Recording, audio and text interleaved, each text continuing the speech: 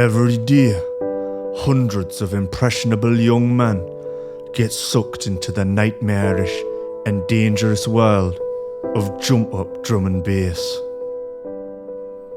It often starts with peer pressure to listen to the latest DJ Gov record, and before they know it, they've spent all of their wages on a messenger bag, a 5-panel Burberry hat, and they've changed their ringtone to Bricks Don't Roll. Without access to support, a jump-up drum and bass addiction can be fatal, with youngsters frantically trying to create increasingly ridiculous wobble bass lines and trying to survive on a diet of only energy drinks and low-quality pingers alone. But luckily there's light at the end of the tunnel. For just £1 a month, less than the cost of a standard Neurofunk release on Beatport, you can save a wayward jump-up drum and bass DJ from almost certain death. Just a couple of quid and you can get Young Kenny here, the new Calibre album, or a 12-inch of some classic Spectra Soul. Remember, it could be your child next. Imagine the shame that could bring on your family. Let's end this nightmare together. It's 18 minutes past 10. And you're listening to Coffee and Memes. Steady job, a couple extra lobsters. That's all I want. You're getting on, you're pushing 30, Sluggy. You know, it's time to think about getting some ambition. Oh, I always figured I'd live a little bit longer without it. Don't forget, kid, that what you're trying to do here is to be bright and chipper and entertaining and intelligent and sort of glitzy, and that's funny, and it's kind of cool, and it's interesting, and it's edgy, and all of that. It puts that facade of momentary charisma on you, and if you don't play that out, you actually fail. The lobster patriarchy has many of the top memes, many of the top memes, many of the top memes. The lobster patriarchy has many of the top memes. And that is so true that it's almost unbelievable. Ladies and gentlemen, it is 19 minutes past 10 on the 10th of the 12th, 2018, the Chinese year of the jump up. Thank you for joining me on this fine morning. Sorry again about the delay at the beginning. Technical difficulties. Do you remember when we had a Scottish toilet attendant on Rankin Radio for all those years? That was a real put-off for people with a weak constitution. How are you all? Well, look, God bless you bunch of honest, decent, God-fearing folk out there just out for a better way of life, out for a better quality of morning radio, better quality of lobster hierarchy, and a better quality of meme. You know, the lobster patriarchy does have many of the top memes. Some would say all of the top memes. It's not really for me to say.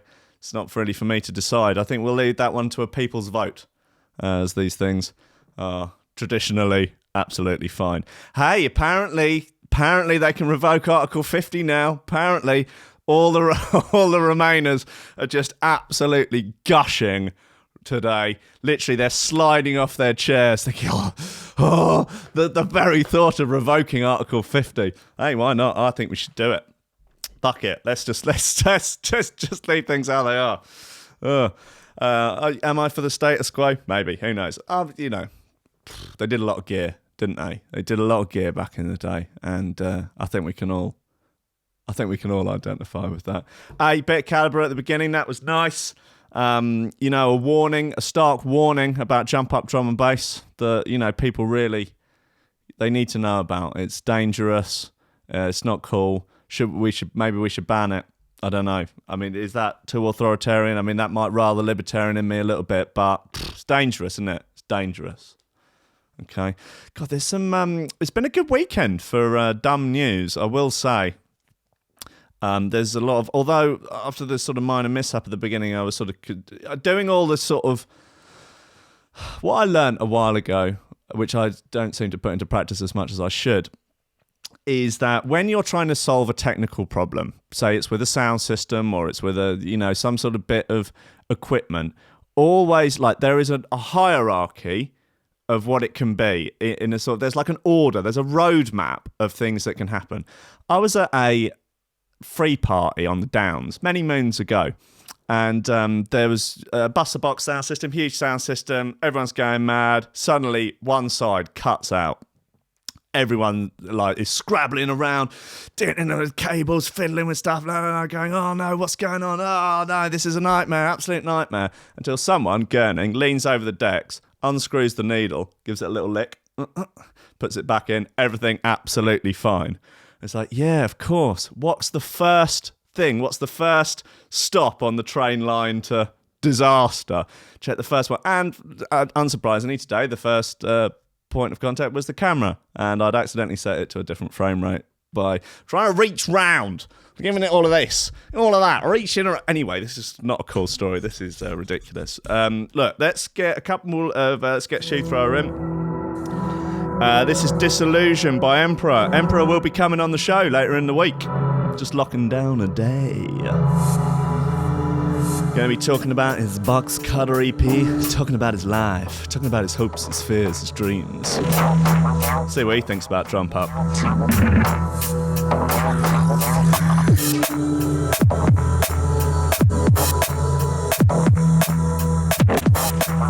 Yeah, Wouter de Groot knows what's up in the chat. Just says put a bit of spit on it. It's fine. There's few things that can't be solved. I've just put a bit of spit on it. Bit of lick.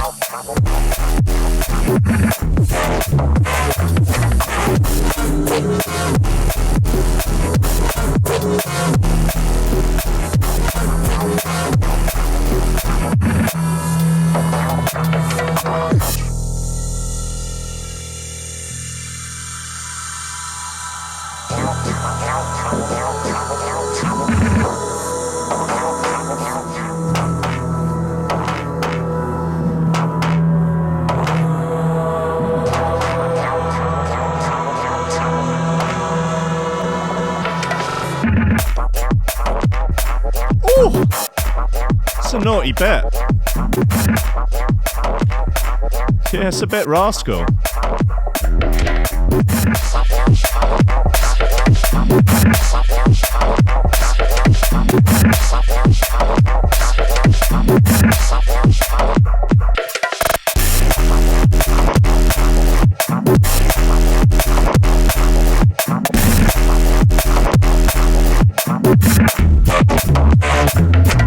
Yeah, nice. That's Disillusion by Emperor. It's on his Box Cutter EP. It's out on Critical. Oh, the best bits are these days, I think you'll agree. Anyway, he'll be on the show later in the week. Maybe Wednesday. Oh, that'd be ideal, but, you know, see what he's got on. Maybe he's got a mother's meeting, coffee morning, something like that. I don't know. A neighbourhood watch meeting. Could be, you know. Killer Keller will be on the podcast tomorrow, the Rankin and Friends podcast. That'll be going live stream in the afternoon. If you're interested, he's a good boy. He's a good boy. Right, look, listen, guys. Researchers baffled as to how a seal got an eel stuck up its nose. I'll tell you how that seal got an eel stuck up his nose. He's a gearhead, basically. He's a chalkhead. He's a fiend for the sesh. And he'll snort anything. He's dangerous. You want to watch out for him. He's the type of seal, yeah, that when you're handing round the CD case with your freshly racked up lines of chuff on it, like, he's the one who goes for the middle line and somehow, accidentally snorted too hard and he sucked them all up in one go. Oh, yeah, sorry about that. Oh, I guess you should make them further apart next time. No, seal, you twat. Just bloody snort like a normal bloody person and just get your allotted amount of low-quality pub grub up your nose. And now he's probably trying to snort underwater because he's absolutely razzed off his tits. Like, look at this twat. Let's get this motherfucker on him, man. Jesus.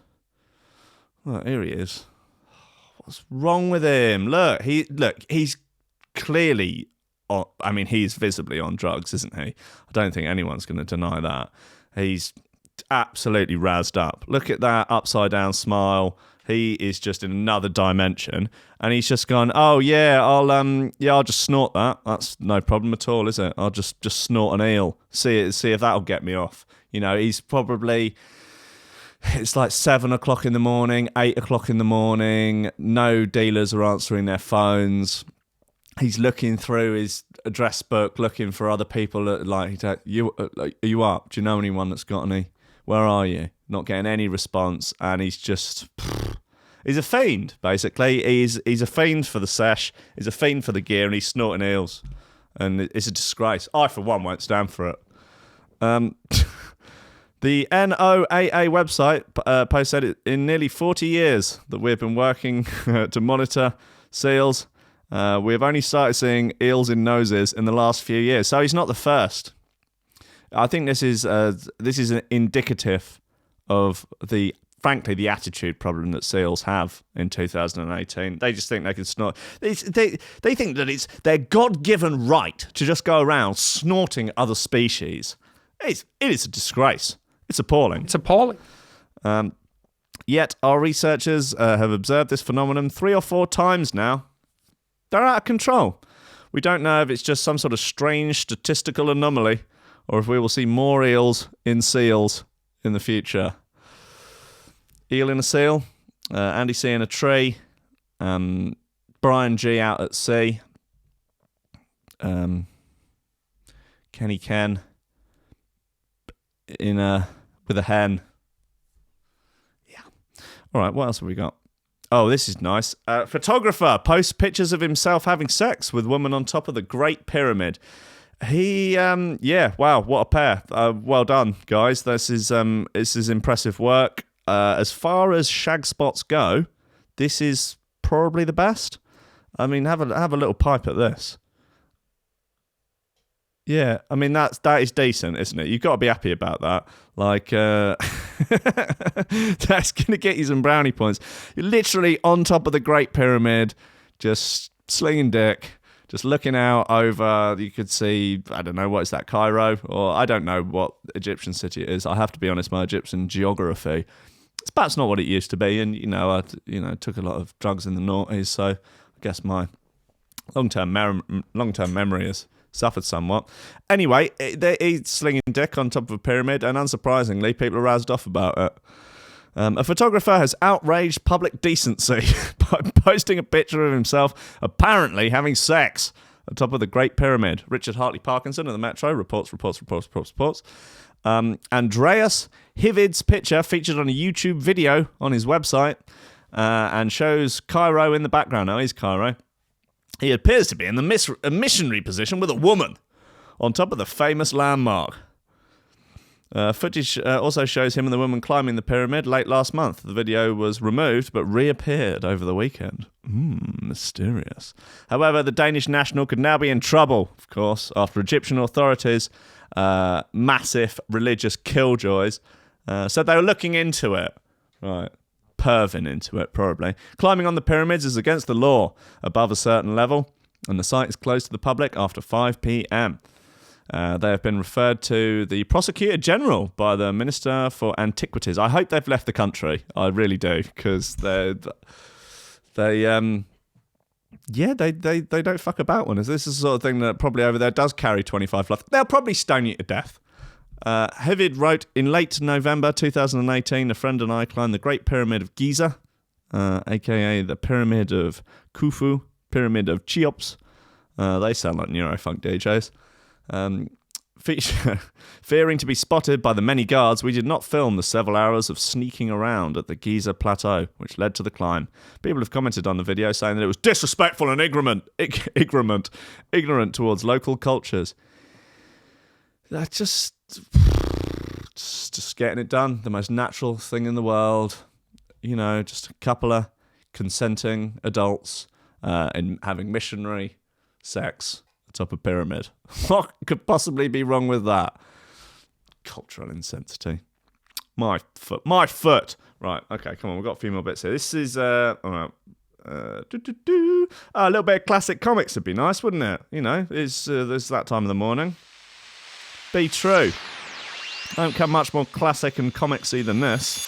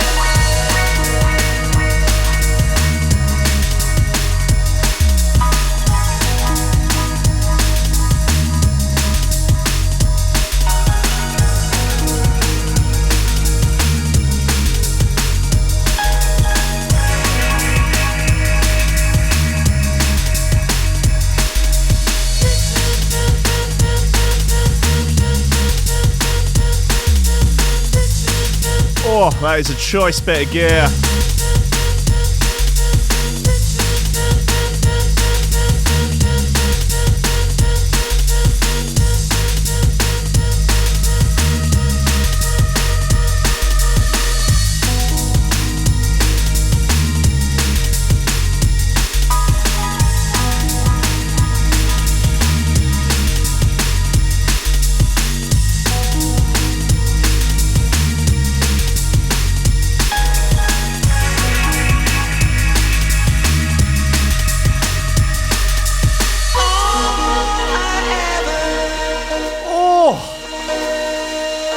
Meow. Lobsters.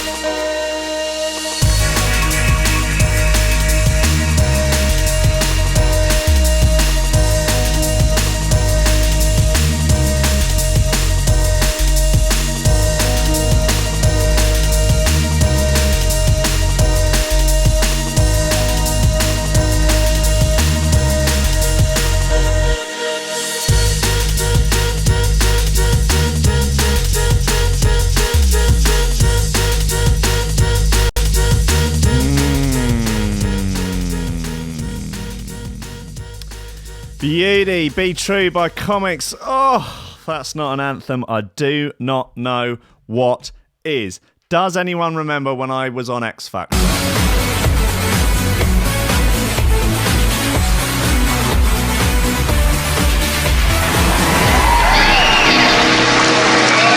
Hello. What's your name? Hi, Rankin. Is that your real name? Yeah, of course it is, Louis, you twat. Okay. And where are you from? From Brighton, Louis. Think you might have been there, you big queen. Okay. And what age are you now? 28, Louis. Only 16? No, wow, 28. You look more. Yeah. What do your family think of all this? They think I should get a real job. They're sick of it. Okay. What are you going to sing? I'm going to sing Dr. P, Sweet Shop. Okay. Off you go. Take me high, take me high, take me high, take me high, take me high, take me high,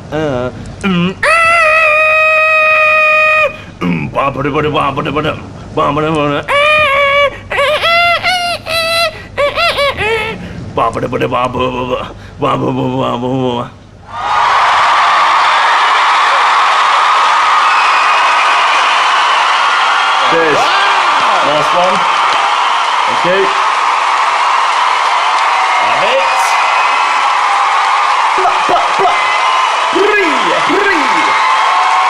Dodge that forever, yeah? Sure. You are right up my street. You are right up my street. What's up, Cheryl? You're actually, for me, my favourite audition so far.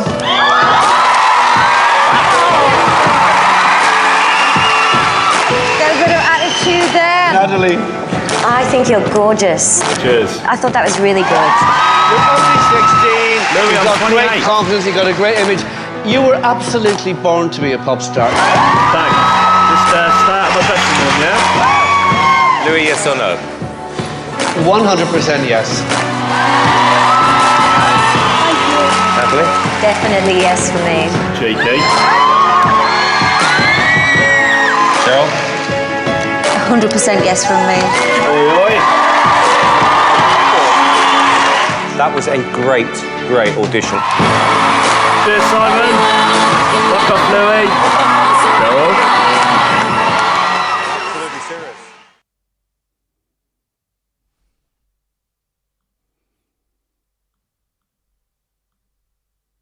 It was a legendary day.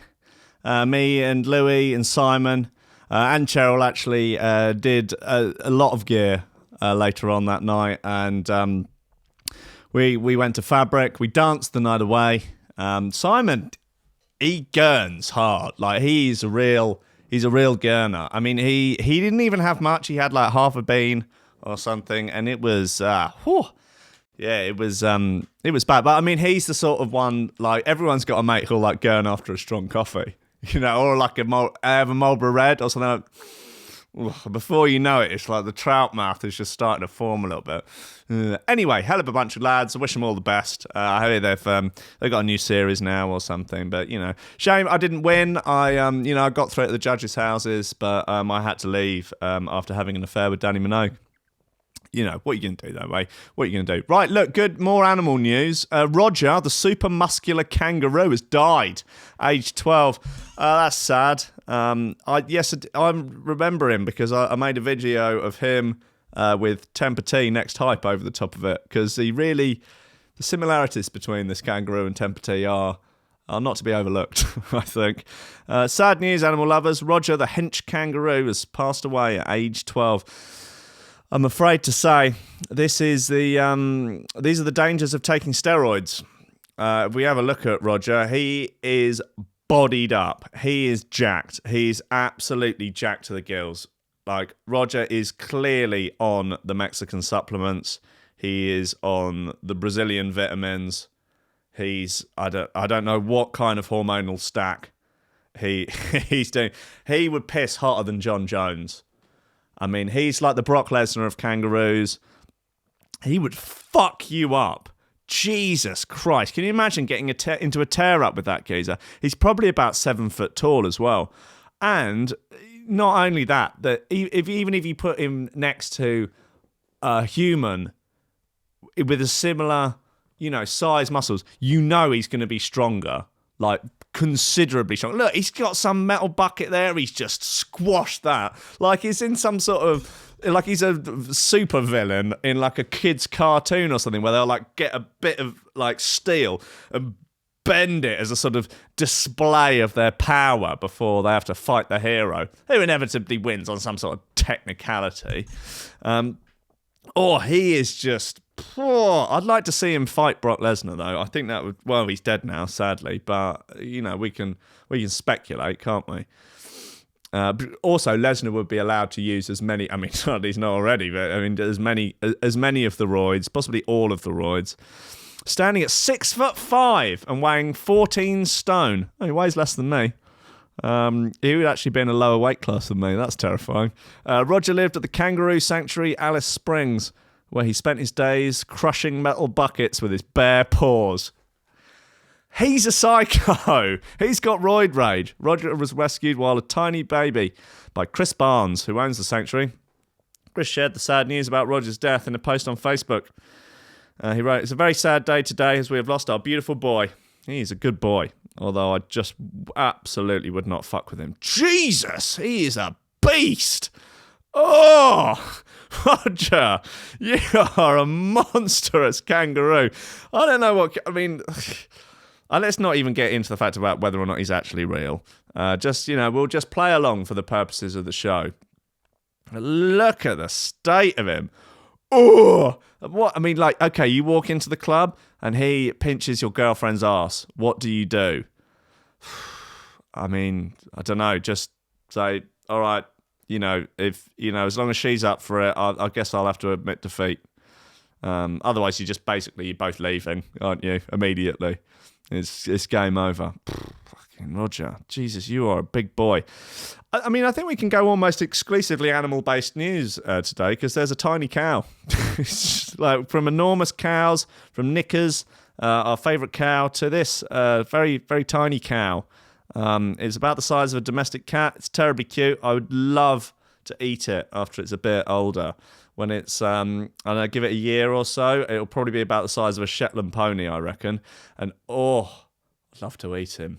Oh, yes. I'd love to really nurture him for years, really, really tend to him, tend to all his needs, so he really, he feels loved and appreciated. And then one day, just back of the head, doof, done, game over. We'd be having steaks for dinner. We'd be having ribeyes for a week, I tell you. It'd be delicious. Remember Knickers, the massive cow? Okay, it was a steer, not a cow. Well, we're now looking at the other end of the spectrum for this tiny calf who was born weighing just 4.5 kilos. About the same as a domestic cat. How bloody cute is he? He's pretty fucking cute. I will give them that. And he looks very, very tasty. Lil Bill. He's called Lil Bill. He's a SoundCloud rapper. They've got him little name. Young Bill. Lil Bill. We need to get him some tattoo. He's got black, but he's got a white face, so he easily lends himself to a tattooed face.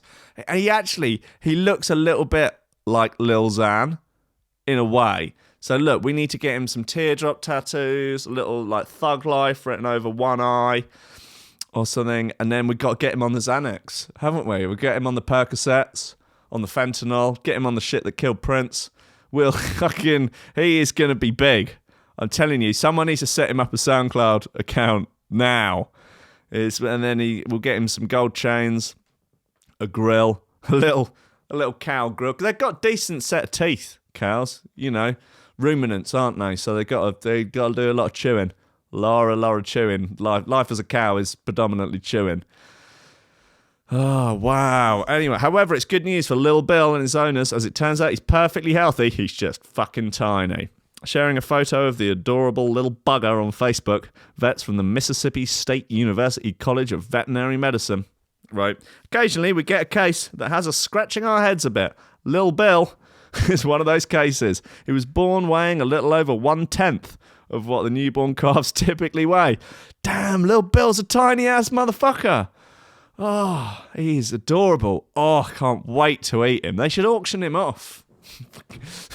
Arseholes like me are paid top dollar for one of Lil Bill's ribs. Of course, due to him being so endearing, the post quickly spread like wildfire, with many people requesting that the little fella gets his own Facebook page.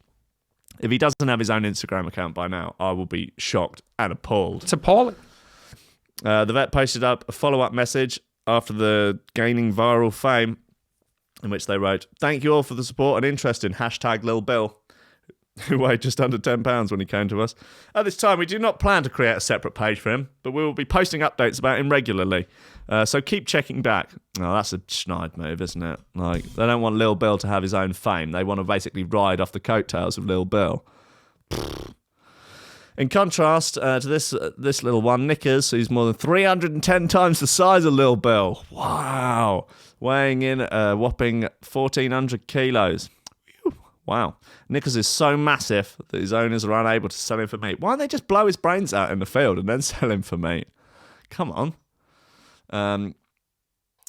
Well, I'll do my best to keep y'all updated on Lil Bill. And if they do auction him off for meat, maybe that'd be a good way to spend them Patreon dollars. It's a thought, isn't it? It's a thought. Right, look, let's have... This is Maztek and Gridlock. What's going on here? Oh, you can stop, can't you? Yeah, it's called Gladiators.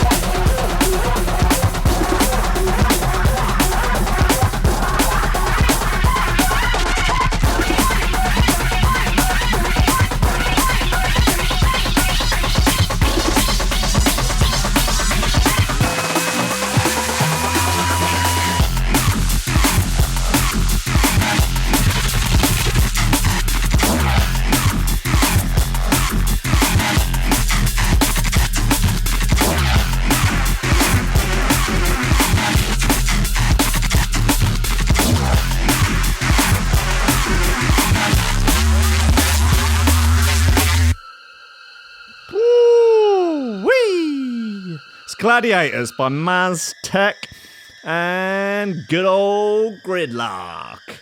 Yeah, I like that. That's, as Dimmy in the chat has said, bit face melty. Little bit face melty. Tall people have better sex lives? Yep, almost certainly true. Wine infused with cannabis is now available.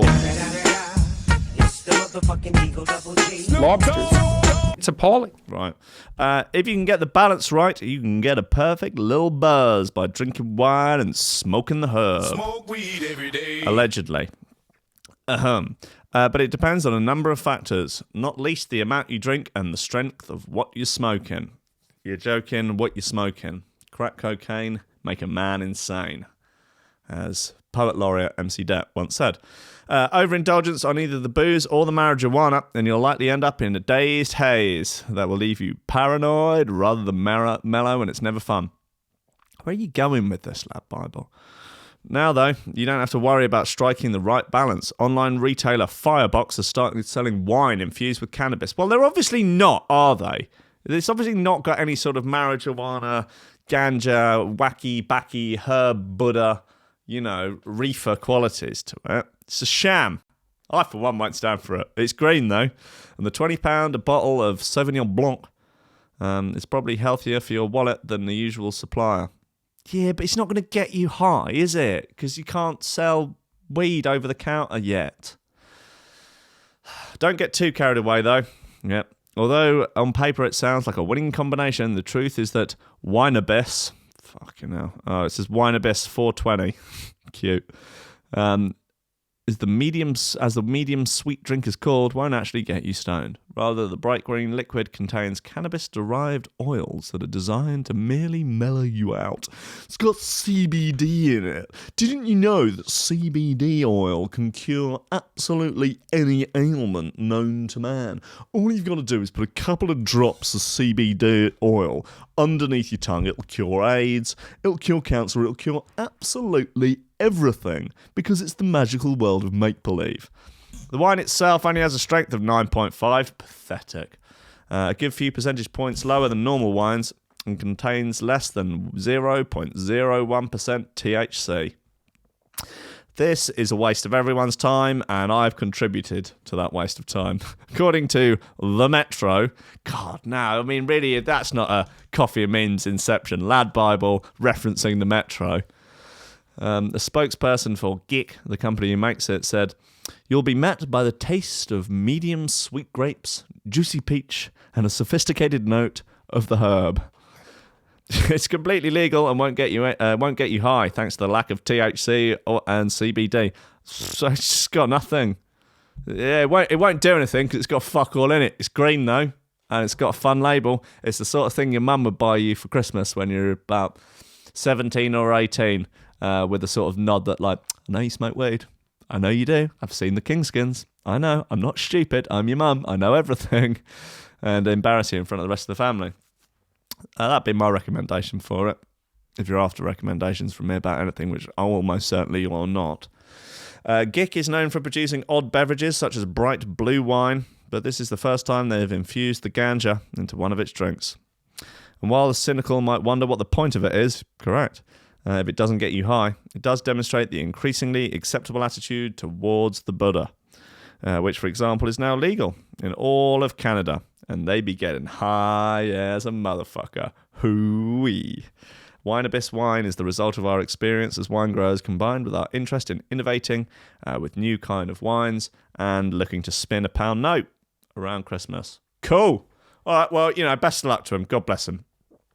Cheese could be the secret to a long life, study suggests. Now, this is the kind of study I can get behind. Now, I like to criticise studies and experts and generally take things with a pinch of salt. Not when it's about something that I like. When it's about something that I like, when it's about something that I believe in or that I'm into, I will accept even the flimsiest evidence that supports it. Even really ropey trials. Really ropey epidemiological trials. Oh, yeah, honestly, I'll take them all. Fantastic news, dairy fans, because cheese might be the key to a longer life. Can you believe it? Fucking Claire Reid of Lad Bible, you but you've got BA in journalism. Researchers from McMaster's University in Canada found that those who indulged in more than 2 portions of cheese a day saw decreases in the chance of stroke and in the risk of cardiovascular disease. The study also found similar benefits to those who ate yog and drank milk too. The study looked at 130,000 people aged between 35 and 70 from 21 different countries. So it's pretty in-depth. No, it's not, Clary. What do you know about nutritional studies? What do you know about epidemiological, observational nutritional studies? Claire Reid of Lab Bible. Dairy dodgers who ate less than half a serving a day saw their mortality rate rise by 44%. That's fuck all. 5% of it, which is down to cardiovascular disease. See, the problem is, like, 44%, that sounds like a lot. It's not. Basically, it's considered unethical to report anything lower than 100%. Basically, anything lower than being double the chance. Like, for example, smoking, they found, increases it by you're 40 times more likely to get lung cancer if you smoke than if you don't smoke. So the 44%, it's not really up to much. Anyway, why am I going on about this? Why doesn't anyone stop me? If I had some staff in here, or if I had a work experience boy or girl, if I had someone looking over my shoulder going, well, you're rambling again, you're talking about nutritional studies. Don't. No one cares. People want the sex robot news, they want the funnies, and they want the shoe throwers. They're not interested in you getting on your fucking soapbox about nutritional science. No one cares. You've alienated yourself from your friends with this whole carnivore routine, and I saw you eating a pasty the other day, so, you hardly, you're claiming the sun shines out of your ass, and then you're going to McDonald's. So, just fucking give it a rest. Fine. Here's Joe Ford.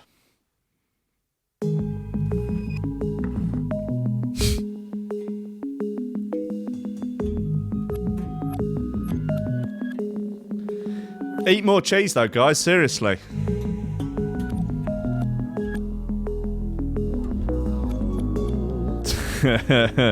Lemonade saying they need a cool story bro button in the chat.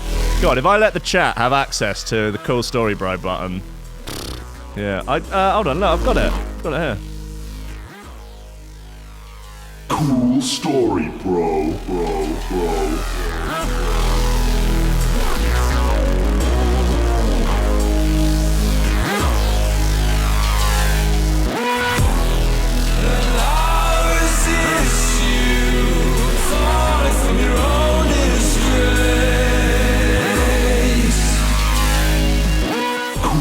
Story, bro.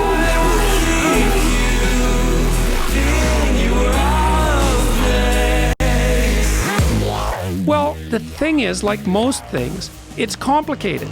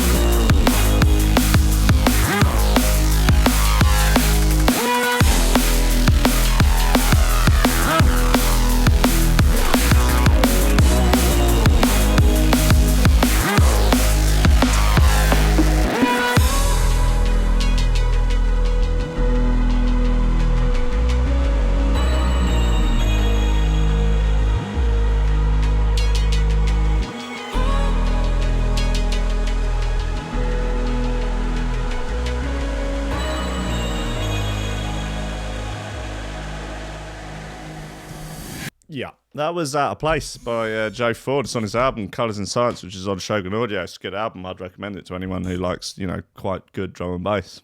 It's just my take on it. Take it or leave it. Anyway, scientists have found out how long it takes you to poop out a piece of Lego. This is what we should be putting our scientists, to use for. This is good science. I think this is definitely a good use of time and resources. I would fund it if they've got some sort of if they've got a crowdfunder. Let me in. I'm keen. So far this year, scientists have managed to get the first ever selfie from Mars. They've discovered a cure for baldness and successfully carried out the first double hand transplant. Pretty impressive stuff, I'm sure you'll agree. But all of those achievements pale in comparison to the hard work undertaken by 6 paediatric healthcare professionals who have discovered how long it takes to shart out a piece of Lego. Good. This is great. This is just what people should be working on, particularly 6 people. 6 probably quite well-paid people.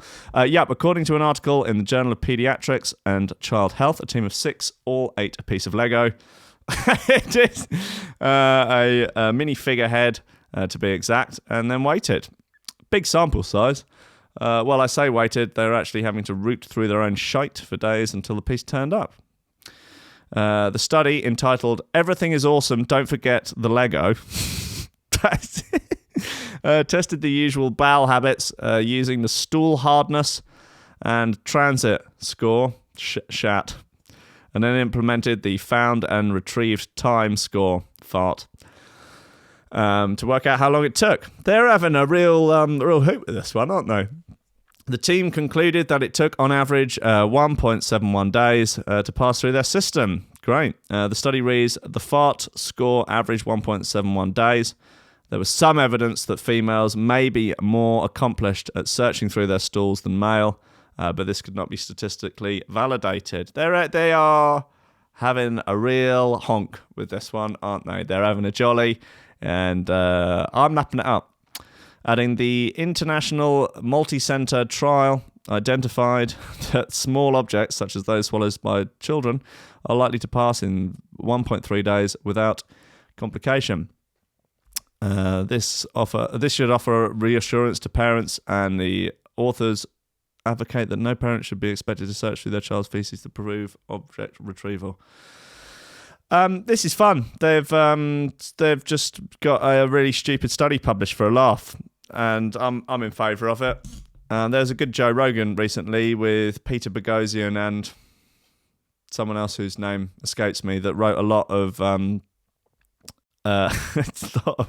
lot of fake papers. One which was called The Conceptual Penis as a Social Construct. Another one was about how dog parks promote rape culture. And another one was they had rewritten some of Mein Kampf in the language of intersectional feminism. So, yeah, a lot of fun to be had. Right, look, we've got not long left, actually. So to play us out, we will have, former she thrower of the week and an absolute monster of a record, Isolated by Face. Ouch, yikes. All right, have a little nose up on this.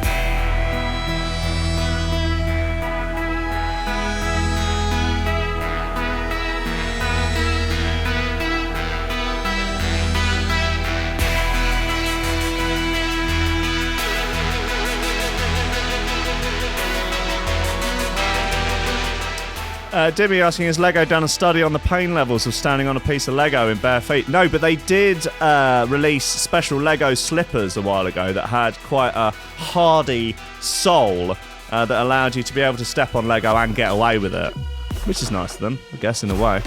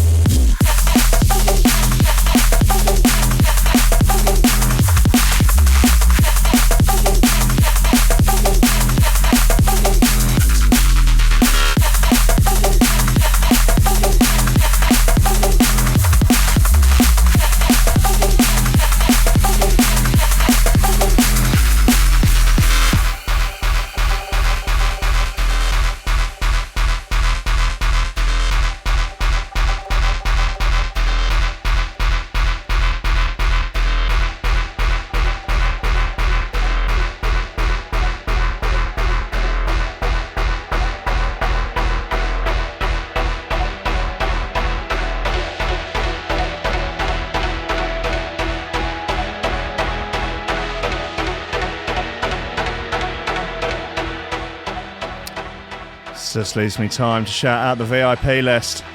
It's a list of bad motherfuckers that have helped supporting the show and Threshold as a whole.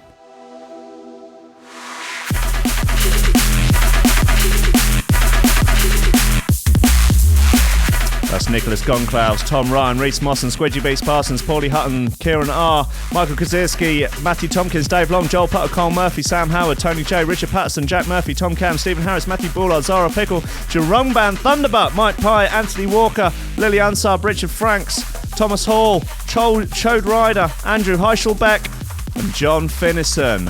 Whew! What a fine bunch.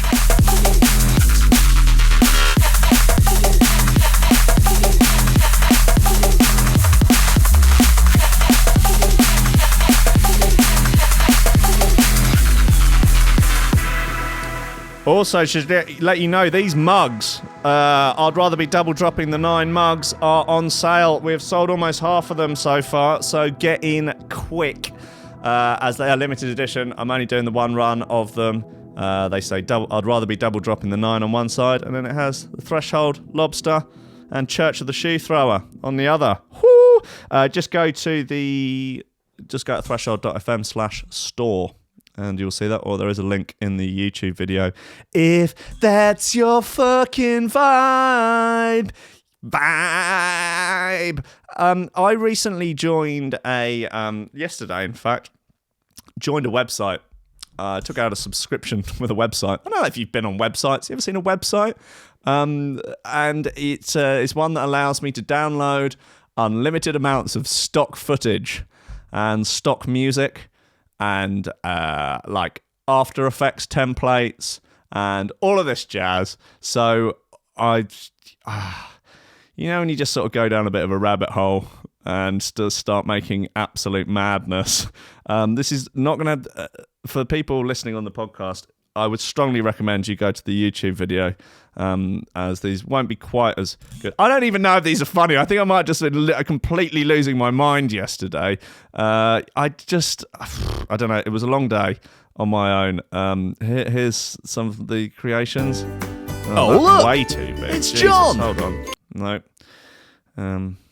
Let's make that the right size. Yeah, here he is. Oh, look! It's John! Good old John. John's late for a dick appointment, so I guess we can't spend too much time with John today. Maybe tomorrow. Go on, John. Give him one from me. Oh, who's that? It's Dave. Dave's waiting for John. Dave's John's dick appointment. Come on, John. Get a move on. That dick's not going to suck itself.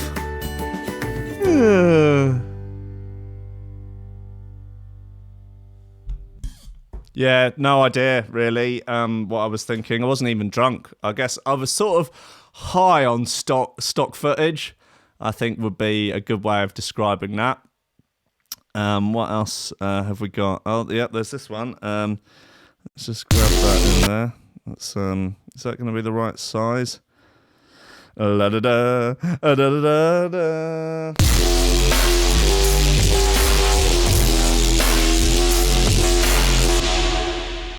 Yeah, I don't know. I'm as confused as you are. Let me know. I have absolutely no idea. Right, tomorrow I will be back at 10 a.m. right here on Threshold.fm and on YouTube. I've had the time of my life today, and I hope you all have too. Go out and be good lobsters. Go out and do some good in the world. Climb up the competence hierarchy, and just be nice to each other. It's fine. It's fine. It's all fine. Okay. God bless.